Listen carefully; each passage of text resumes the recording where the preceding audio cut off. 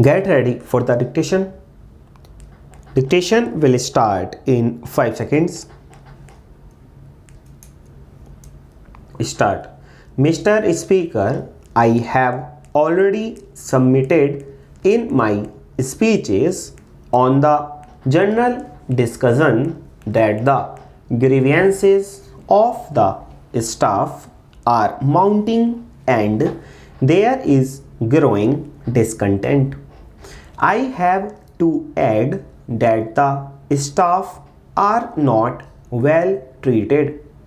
The concessions which were enjoyed by them during the last 5 years are being withdrawn by the railway administration one after the other. I can quote certain instances. With regard to pass facilities, I can say that the quantum of passes already issued are now reduced.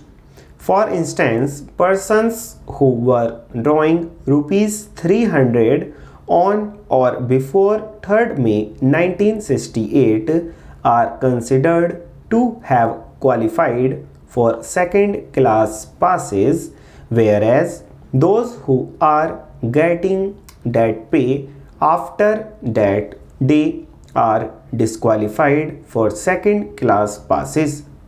With regard to the privilege ticket orders, there is curtailment. Another factor is the retired railway employees were getting passes and that is now being reduced to the minimum. Only those who have put in a 30 years service are given one set of passes in 5 years with regard to class 4th staff. So also with regard to class 3rd, the concessions they were previously enjoying are being curtailed.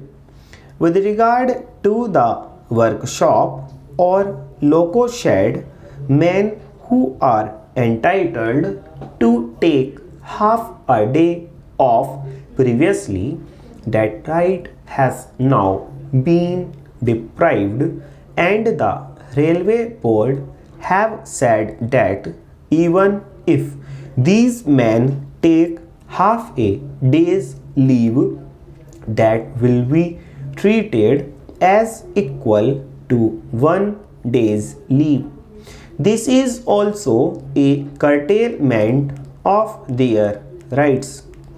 With regard to gratuity, there is a new innovation made now. Even if a railway servant retires after putting in 30 years of service, his gratuity may be proportionately reduced according to the whims and fancies of the administration by seeing his service record. This is a very wrong thing and it is a new attack on the railwaymen. The railwaymen enjoyed medical facilities not only for themselves but also for their wives and children, and even their dependents got the facilities.